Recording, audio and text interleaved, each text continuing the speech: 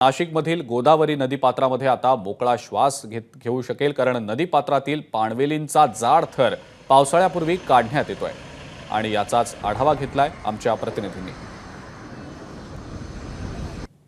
नाशिकच्या गोदावरीला मोठ्या प्रमाणात महत्त्व आहे, मात्र नाशिकची गोदावरी ही दक्षिण गंगा म्हणून देखील ओळखली जाते।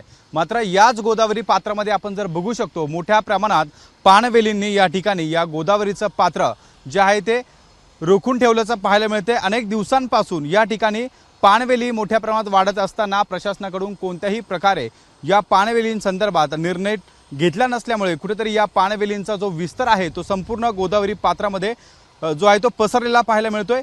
दरम्यान गोदावरी पात्रात पाणवेलींचा दाट हा हिरवा थर आपल्याला या ठिकाणी पाहायला मिळतोय। त्याच मागे या ठिकाणी महत्त्वाचं कारण म्हणजे या गोदावरी पात्रामध्ये अनेक दिवसांपासून सांडपाणी सोडलं जातं आणि याच माध्यमातून या ठिकाणी गोदावरी गटारीकरण विरोधी मंचाकडून जनहित याचिका देखील दाखल करण्यात आली होती आणि महापालिकेला या ठिकाणी आदेशित देखील करण्यात आलं होतं की या गोदापात्रामध्ये सांडपाणी जे आहे ते सोडलं न जाण्यासाठी या ठिकाणी उपाययोजना करण्यात सुचवण्यात आलं होतं। मात्र महापालिकेच्या माध्यमातून या ठिकाणी कोणतेही ठोस निर्णय घेतला नसल्यामुळे या ठिकाणी या पाणवेलींचा विस्तार दिवसेंदिवस आपल्याला वाढताना पाहायला मिळतोय। कॅमेरामन किरण कटारेसह शुभम बोडके, एबीपी माझा, नाशिक। एबीपी माझा, उघडा डोळे बघा नीट।